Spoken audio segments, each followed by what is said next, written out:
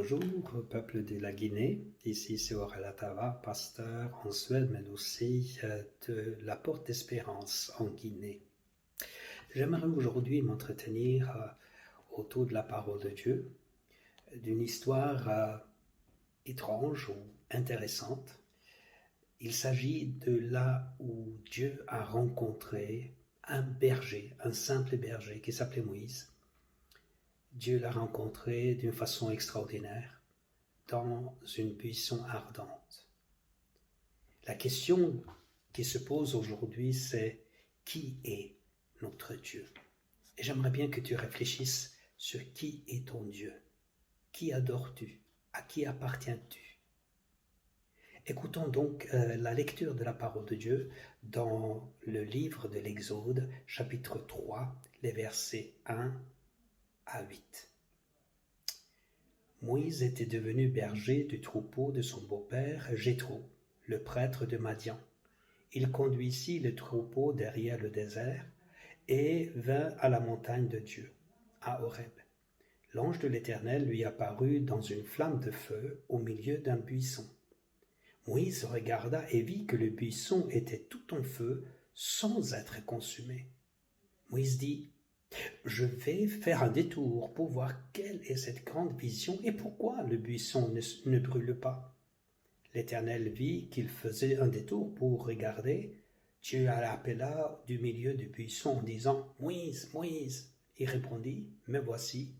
Dieu dit: Ne t'approche pas d'ici, retire tes sandales, car l'endroit où tu te tiens est une terre sainte.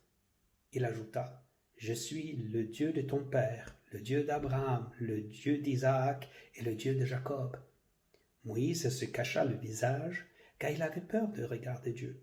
L'Éternel dit: J'ai vu la souffrance de mon peuple qui est en Égypte. J'ai entendu les cris qu'il pousse devant ses oppresseurs. Oui, je connais ses douleurs.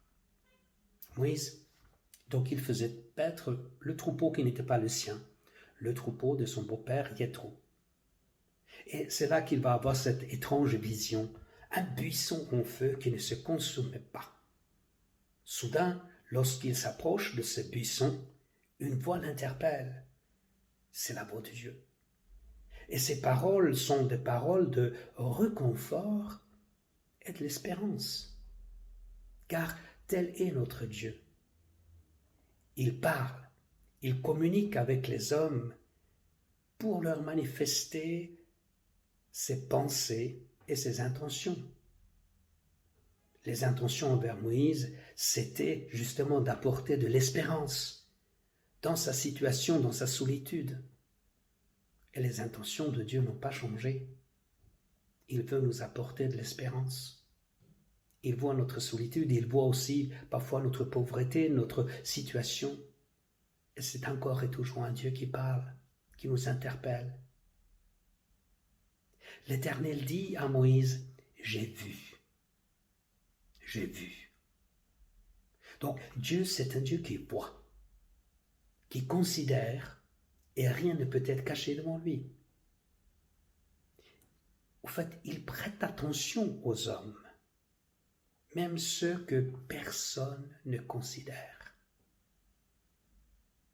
Être vu et être entendu dans les médias est important pour les hommes. C'est quelque chose pour certains. Et c'est pour cela qu'ils se battent pour avoir accès à toutes sortes de situations, de réunions où ils peuvent être vus. Parce qu'ils pensent que si tu n'es pas vu, tu n'es pas considéré. Mais Dieu, il ne calcule pas comme cela. Il voit celui que personne ne considère. Celui qui se tient dans la solitude. Toi, jeune fille, jeune homme, qui te dit: mais personne ne me voit, personne ne me connaît, personne ne me calcule. Eh bien, c'est faux. Dieu te voit, Dieu te connaît. Personne n'est calculé avec Moïse. C'était même pas son troupeau, comme je disais. C'était le troupeau de son beau-père. Il était là, seul. Et pourtant Dieu s'est approché de lui. L'Éternel considère donc ce berger insignifiant. issu d'un peuple esclave, un peuple minoritaire, maltraité. Personne d'autre ne l'a vu. Il a vu la situation de Moïse et la situation de son peuple. Et il n'allait pas rester insensible à cette douleur. Cher ami, le regard plein d'amour de Dieu vous suit. Vous avez de la valeur à ses yeux et il connaît vos peines. Ensuite, Dieu déclare, « J'ai entendu ». Dieu n'est pas sourd. Il n'est pas aveugle, il n'est pas sourd. Certains sont fiers d'avoir l'oreille des grands et puissants. Et c'est ce qu'il faut avoir si on veut faire des affaires. Mais si l'enfant de Dieu n'a pas accès au palais de ce monde, il a néanmoins l'oreille de Dieu. Par la prière, par un cœur qui simplement s'ouvre à lui. Peu importe si les hommes t'écoutent pas ou t'ignorent, le Créateur des cieux et la terre t'écoute. Et lui, il peut t'aider. Tu peux t'adresser à lui aujourd'hui. Non, Dieu n'est pas sourd. Il n'est pas insensible à la douleur, aux besoins des hommes. Son cœur est grand. Et enfin, Dieu dit à Moïse, « Je connais ». Dieu n'a pas de limite dans sa connaissance. Il n'y a rien qui est inconnu pour lui et que peut être caché devant lui.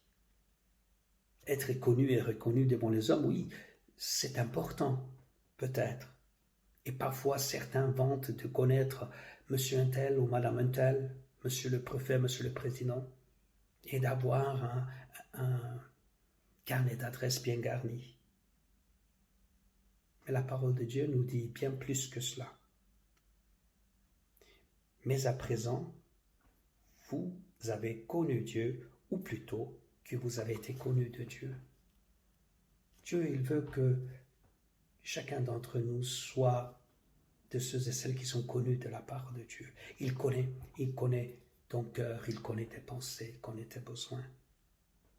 C'est donc auprès de Dieu qui nous voit, qui nous entend et qui nous connaît, que nos cris peuvent se transformer en chants de louange, l'oppression en liberté et la souffrance en paix parfaite. Que le Seigneur te bénisse.